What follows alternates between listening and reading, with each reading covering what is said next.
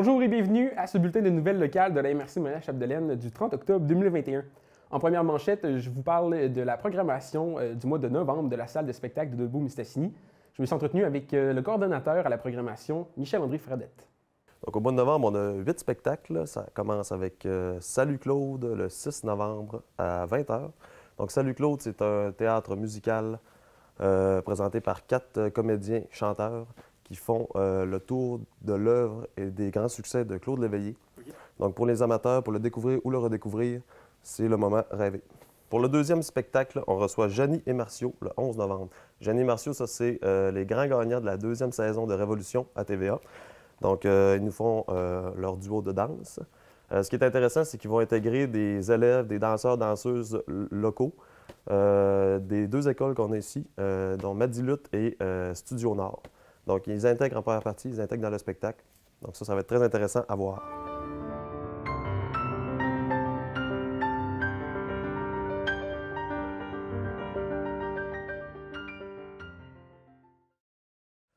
Le 12 novembre, on reçoit Damoiseau. Donc, ça, c'est un quintet de jazz manouche, donc du jazz acoustique très rapide, très rythmé.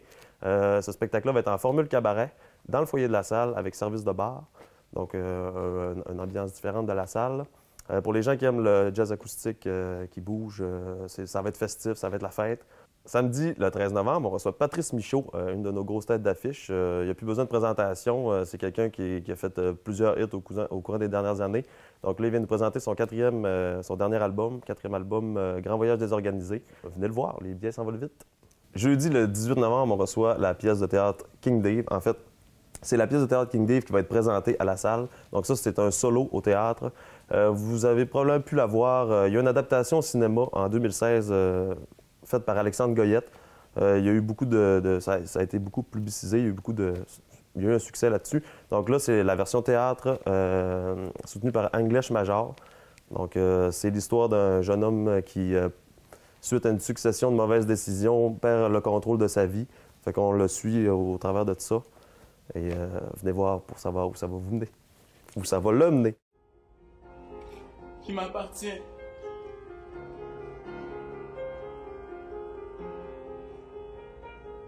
Dimanche, 21 novembre, un dimanche, on reçoit le Quatuor Saguenay. Donc, pour les amateurs de classiques en région, c'est sûr que vous connaissez ça.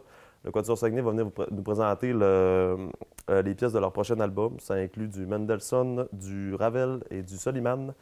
Donc, c'est toujours excellent. Des musiciens vraiment talentueux de la région. Donc, le 26 novembre, ce n'est pas encore annoncé, je vous l'annonce en primeur, on reçoit Marc Hervieux pour un spectacle de Noël, un concert de Noël qui s'appelle Nostalgie à Noël. C'est en duo concert-voix, en duo, désolé, en duo piano-voix. Donc, il va être en vente bientôt. Il faut savoir qu'on va sous peu sortir les forfaits pour les spectacles de l'hiver-printemps 2022. Donc, les gens qui prendront possession, qui achèteront un forfait, vont avoir un rabais de 20 $ sur le spectacle de Marc Hervieux. Donc, c'est très intéressant, le 26 novembre. Le 27 novembre, on reçoit Richardson Zephyr, humoriste talentueux que vous avez pu voir à la dernière saison de Big Brother, qui a d'ailleurs gagné le prix du public, donc un homme très apprécié. Il vient faire son premier one-man show Zephyr ici à la salle le 27 novembre. Naturellement, vous achetez des billets, mais c'est bien important il est nécessaire d'avoir son passeport vaccinal. Ensuite, le masque. Maintenant, les jauges maximales sont abolies. Donc, les salles sont à jauge pleine, mais le masque est de retour. Donc, en tout temps, pendant le spectacle, il est nécessaire de mettre son masque. Donc, pour acheter les billets, vous pouvez aller sur notre site internet, comitédespectacles.com, ou appeler au 418-276-6781. Et soyez-y!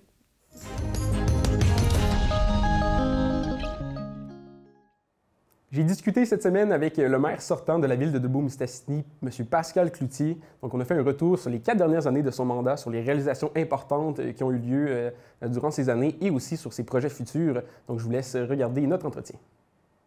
J'ai envie de commencer par vous ramener en 2017, Oui. donc l'année que vous avez été élu, quand même avec 46 % des voix. C'est quand même un fort pourcentage. C'était quoi vos objectifs à l'époque? Puis comment ça s'est réalisé au cours de votre mandat? C'est une bonne question. L'objectif premier, là, pour ma part, c'était vraiment de faire en sorte d'avoir un travail d'équipe.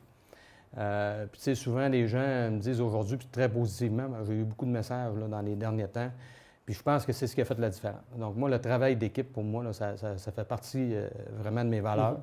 Puis, c'est ce que je voulais faire, de rapprocher le maximum autant le conseil municipal que l'appareil municipal, si on veut, que les employés se sentent impliqués. Donc, tous les gens de Dolbeau-Mistassini se sentent impliqués pour faire en sorte de faire avancer leur ville. Parce que j'ai toujours dit, oui, dans mon cas, j'étais maire, oui, on est conseiller, oui, on est... Mais si la population ne nous suit pas, puis si les gens n'embarquent pas avec nous dans ce gros bateau-là, bien, malheureusement, là, on ne peut pas faire avancer la ville autant que ça s'est fait, en tout cas bien humblement, que je trouve, là, durant les 4 dernières années. Tout à fait. Je suis entièrement d'accord avec vous. Là, le palier municipal, c'est un palier qui est très proche de la population. Oui. Donc, évidemment, là, on a besoin d'une certaine acceptabilité sociale, puis aussi d'un appui de la population si on veut amener des projets. Ensuite, j'aimerais vous parler plus précisément. Qu'est-ce que vous considérez comme étant vos grands succès au cours de votre mandat? Puis là, je dis vos succès, là, je suis conscient que vous m'avez parlé du travail d'équipe, vous avez mis ça de l'avant. Disons pour la ville, ça a été quoi les grands succès au cours des 4 dernières années? Bien, écoutez, on a eu quand même des beaux projets qui sont venus à aboutissement. Là. On n'a qu'à penser là, à la route de Vauvert, au complexe Aquagym, qui sont quand même 2 gros dossiers. On a mis énormément de temps dans ces dossiers-là. La campagne de financement aussi qui était accrochée après Aquagym. Là. Donc ça a été quand même des bons dossiers. Mais je pense qu'il y en a eu plusieurs dossiers dans différents... T'sais, une des forces qu'on a eues, c'est qu'on a été capable de s'impliquer dans plusieurs sphères de l'appareil municipal, autant au niveau loisirs, au niveau communautaire, au niveau de tous les organismes qu'il y a de Dolbeau-Mistassini, les festivals et ainsi de suite. Donc, on a voulu s'impliquer pour l'ensemble de la population.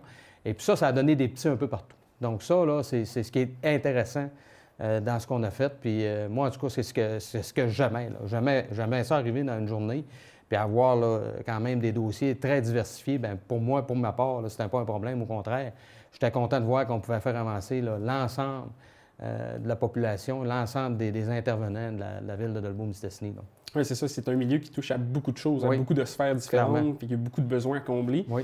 Et de l'autre côté, est-ce qu'il y a des choses que vous auriez faites différemment? Est-ce qu'il y a des approches que vous auriez faites, que vous auriez eues différentes? Est-ce que vous auriez des projets que vous auriez aimé amener ou que vous auriez finalement pas voulu réaliser? Bien, je suis content d'avoir la question parce que moi, je ne suis pas le genre de politicien qui va dire que tout a bien été et que tout est... C'est pas vrai. C'est pas vrai. Il y a des choses, il y a des erreurs que j'ai faites, il y a des choses que j'aurais pu faire autrement. Puis moi, où ce que j'ai eu plus de difficultés, c'est avec le fait quand tu arrives de faire avancer un projet, c'est long.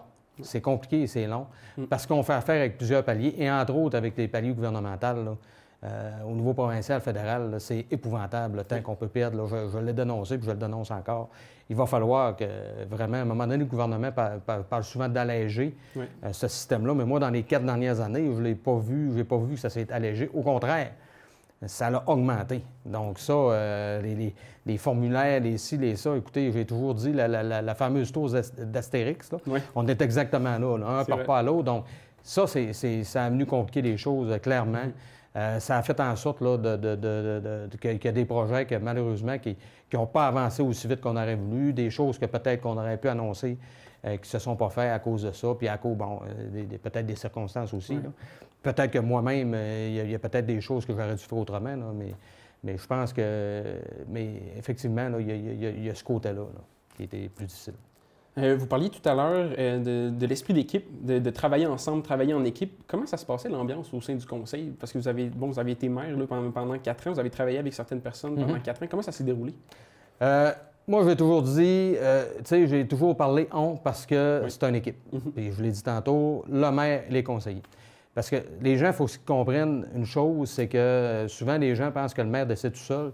Bien, moi, je peux vous dire qu'à Dolbeau-Mistassini, en tout cas, c'était pas comme ça. Ça n'a pas été comme ça. Puis normalement, c'est pas supposé d'être comme ça. Normalement, au bout de la ligne, c'est le conseil qui décide. Le maire amène ses idées, amène, les différents dossiers, puis va faire en sorte de les présenter le mieux possible mais au bout de la ligne, c'est le conseil. Mais il en reste que j'ai un conseil vraiment diversifié, un conseil qui me fait confiance. Ça, je suis très chanceux de ça aussi. Oui, il y avait des bonnes discussions, puis ça, il faut qu'il y en ait. Mais il en reste qu'au bout de la ligne, quand c'était fini, c'était terminé, puis on passait à d'autres choses. Donc ça faisait en sorte, justement, là, de pouvoir faire avancer plusieurs dossiers de front, là, quand le conseil est là, puis il t'appuie, là, puis ça, j'ai été chanceux de ça. Puis je les remercie encore aujourd'hui. J'ai eu tout un conseil là, qui était là pour durant les 4 dernières années, puis on est bien fiers de ça. Et je pense que ça l'a vraiment paru là, dans l'image publique puis avec la population, là, cet esprit-là justement de conseils unis, puis qu'il y a des bonnes discussions qui avancent, mais toujours dans l'intérêt de la municipalité. Oui. Puis ça, je pense que ça a été remarqué. Là. Tu viens de dire quelque chose, l'intérêt de la municipalité. Oui. Il ne faut pas le faire pour son intérêt personnel. Exactement. Il faut le faire pour l'intérêt de la municipalité. Puis je pense que l'ensemble du conseil, incluant moi, le maire, puis incluant l'appareil municipal, parce que, tu sais, je l'ai toujours dit, oui, il y a le conseil, oui, il y a le maire, mais quand on parle de l'appareil municipal, du directeur général en descendant, si ces gens-là ne suivent pas, bien, nous, on peut bien, nous autres, c'est facile, on a des idées. Je dis c'est facile, mais on amène des idées, mais il faut que l'appareil suive, puis ils ont suivi. Puis je peux vous dire qu'ils n'ont pas manqué d'ouvrage, je peux vous le dire, ça a été, mais ils ont relevé le défi, puis ça a été, ça a parti de la tête aller jusqu'en bas, puis vraiment, là, bravo. Puis parlant d'ouvrage, bon, il y a un dossier là, qui traînait depuis quelques années. Là, je parle du site du Festival Western que vous avez, vous avez proposé un projet qui est super excitant, super innovant.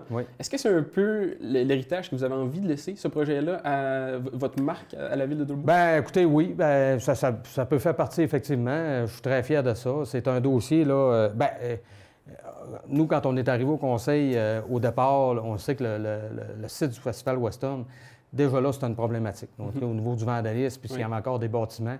Puis à un moment donné, je me suis ramassé là avec TVA, entre autres, puis ça a été beaucoup de journalistes. Puis j'ai vraiment, quand je suis arrivé à l'Hôtel de Ville, j'ai dit au directeur général, j'ai dit, ça n'a aucun bon sens. Ça n'a aucun bon sens. On ne peut pas faire les nouvelles avec un site comme ça où on voyait des choses qui n'avaient aucun bon sens. C'est là qu'on a décidé, puis on a pris la décision, go, on va de l'avant, puis on rase. On enlève le site tout ce qu'il y avait sur le site pour se ramasser avec un terrain vraiment extrêmement intéressant. Mais maintenant, qu'est-ce qu'on fait?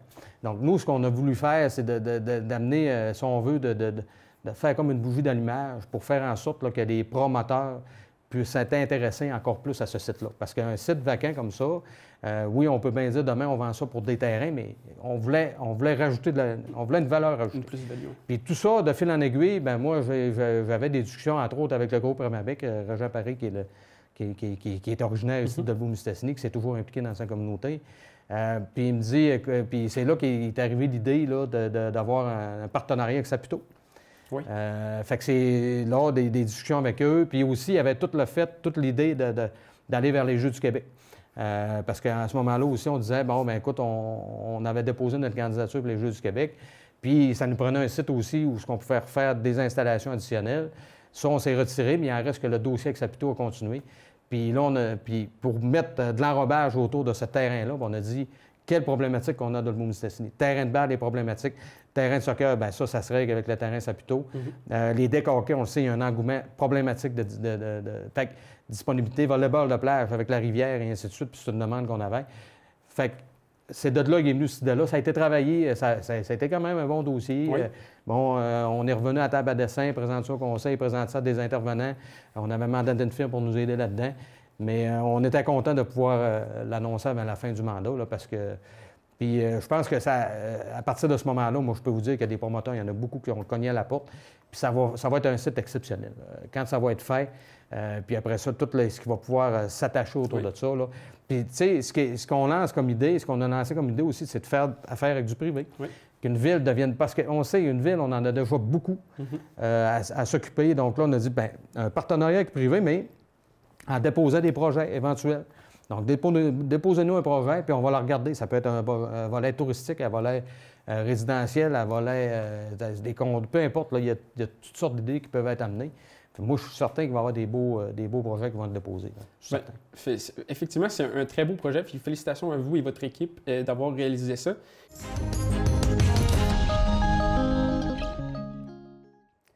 Eh bien, avec l'automne qui arrive à grands pas, certains citoyens et citoyennes de Dolbeau-Mistassini ont eu l'initiative de vouloir souligner ce changement de saison.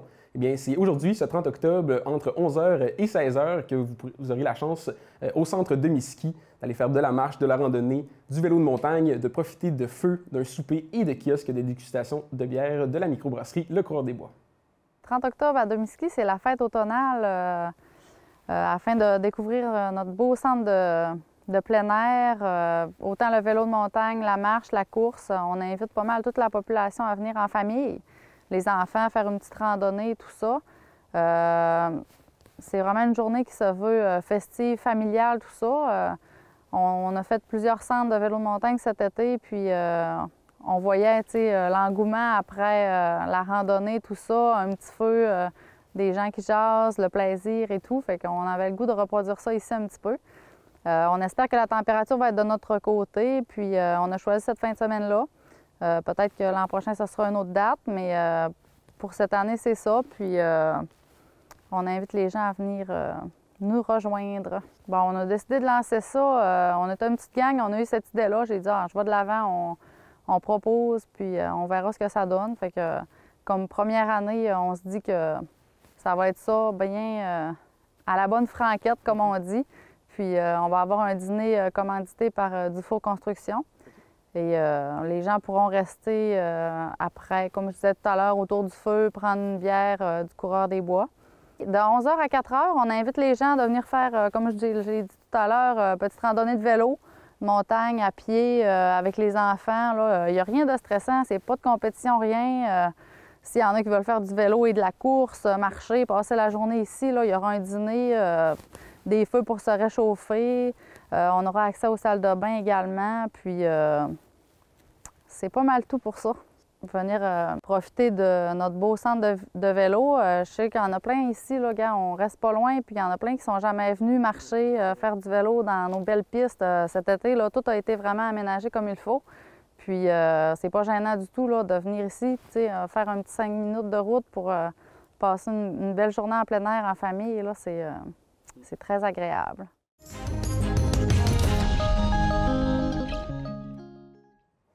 Le CFP du Pays des Bleuets a lancé dernièrement son service de mobilité internationale Destination Formation Québec, un programme qui présente déjà des résultats intéressants puisque 6 nouveaux étudiants internationaux viennent de s'installer au CFP de Dolbeau-Mistassini. J'en ai parlé avec Marie-Claude Parent. Alors aujourd'hui, on a eu la chance de réunir l'ensemble des élèves internationaux qui ont décidé de réaliser un projet d'études au Québec au sein du Centre de formation professionnelle du Pays des Bleuets, mais dans les plateaux d'enseignement du secteur de Dolbeau-Mistassini. Donc, on a accueilli là, 5 de nos 6 élèves internationaux. Il y a environ 2 ans, notre organisation a décidé de s'associer avec le CFP d'Alma pour mettre en place le service de mobilité internationale qu'on nomme Destination Formation Québec. Donc, auparavant, on recevait peut-être 1 ou 2 élèves par année. Et cette année, écoutez, là, c'est un groupe là, de 6 élèves qui est présentement en train de réaliser son projet d'études et on est en attente de d'autres élèves d'ici l'hiver. Donc, on peut dire qu'on a triplé la population là, issue de l'international à l'intérieur de nos DEP. C'est évident que le fait qu'on ait développé une expertise en lien avec l'accompagnement pour la clientèle internationale dans nos centres de formation professionnelle, que les résultats qu'on connaît aujourd'hui sont le fruit de toute la mise en place du service de mobilité internationale. Auparavant, nous recevions des gens qu'on appelait les boursiers d'excellence. Donc, c'est des personnes qui avaient déposé leur candidature auprès du ministère de l'Éducation et qui recevaient une bourse pour défrayer leurs droits de scolarité. Et c'est ça, on avait 1 ou 2 boursiers par année. On n'avait pas nécessairement de gens qui venaient par candidature spontanée. Donc, le fait de se donner une image de marque par Destination Formation Québec, d'offrir un service d'accompagnement et là, présentement, avec le service d'accueil et d'intégration qu'on offre avec Portes ouvertes sur le lac, les places aux jeunes en région, font en sorte qu'on connaît des résultats qui sont complètement différents. On a identifié différents bassins de recrutement à l'intérieur de notre plan d'action. Donc, oui, on a les gens qui rêvent du Québec pour venir réaliser leurs études, mais on a aussi des partenariats avec certains lycées français qui aimeraient que leurs élèves complètent leur formation par une expérience à l'international. Donc, nous, on accueille présentement des gens en soudage-montage, en aménagement de la forêt. On en a eu en abattage-façonnage des bois. On en aura également en mécanique automobile et au secrétariat. Mais du côté d'Alma, on a la chance de recevoir un groupe de 14 Bretons qui sont issus justement d'une référence de leur lycée qui sont au niveau là, des soins de santé.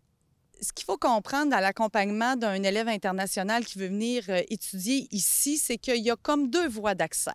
Depuis là, plusieurs années, on a une entente avec la France, une entente de réciprocité, qui fait en sorte que les élèves de nationalité française qui arrivent de la France métropolitaine ou du pays français, ou ceux qui sont issus des DOM-TOM, non l'île Maurice, la Nouvelle-Calédonie et tout ça, bénéficient d'une gratuité au niveau des droits de scolarité.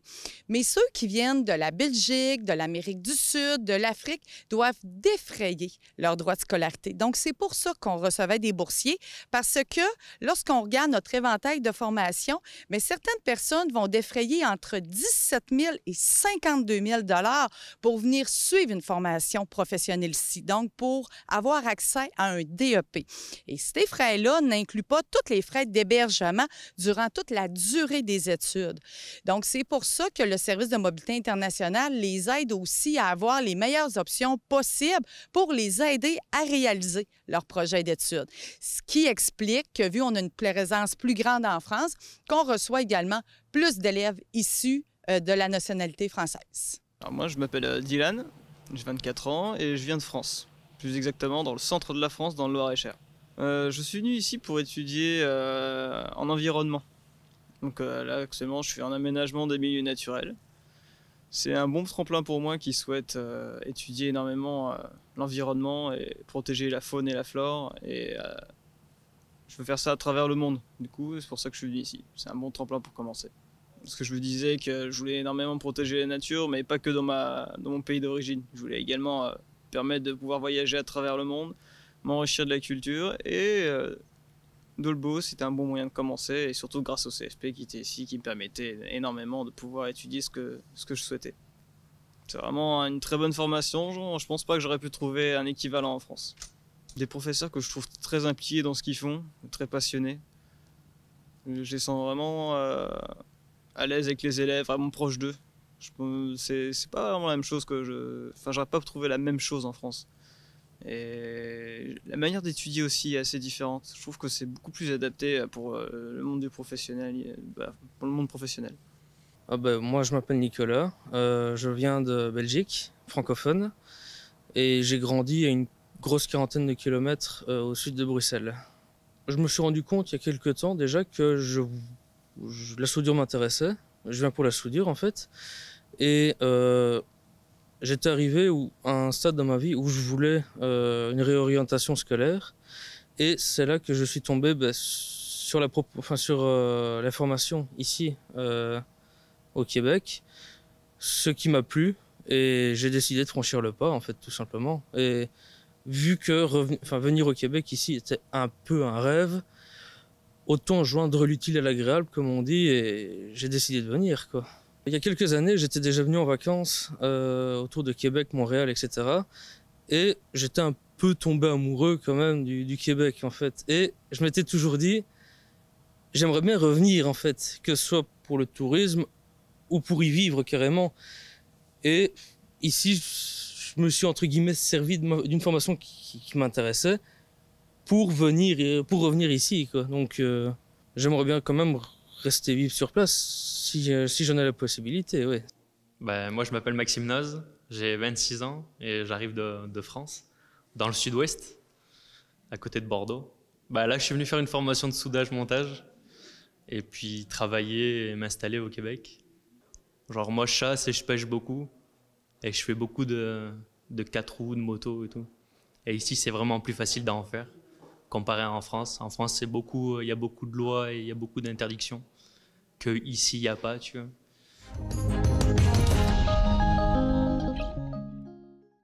Après avoir perdu 3 infirmières au courant de l'été, la Maison Colombe-Veilleux retente une offensive afin de pouvoir combler ses postes, en offrant une nouvelle échelle salariale, un nouveau régime d'épargne retraite et en assurant un salaire en cas de fermeture d'une durée de moins de 15 jours, le tout en n'obligeant pas ses employés à faire des TSO, donc des temps supplémentaires obligatoires.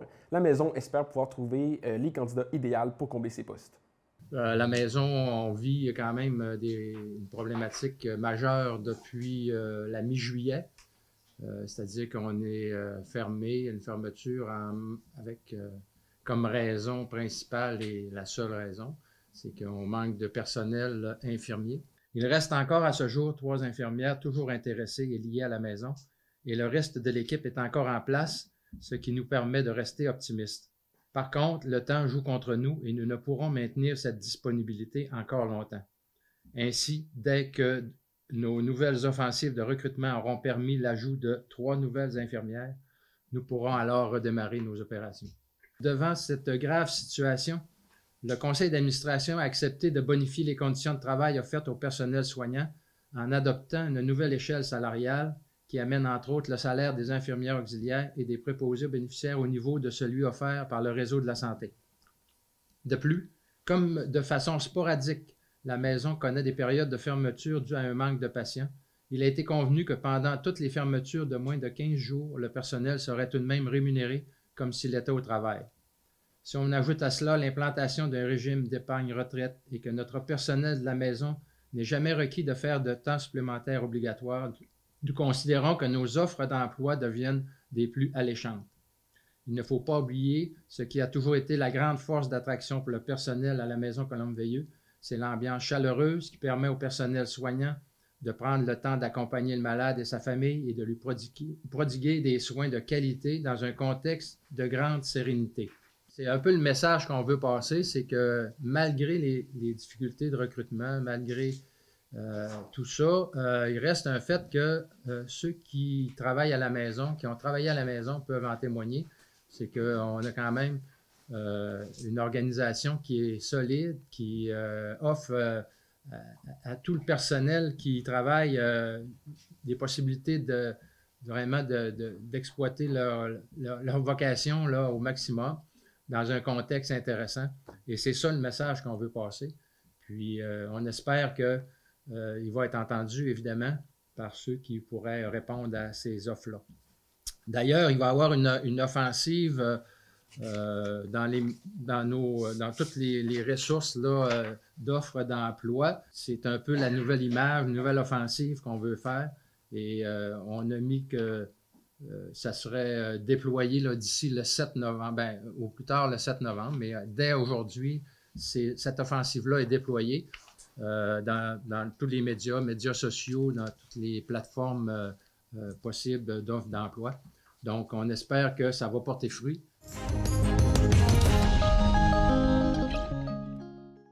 C'est ce qui met fin à ce bulletin de nouvelles locales. J'espère que vous avez apprécié. Je vous dis à la semaine prochaine et prenez soin de vous.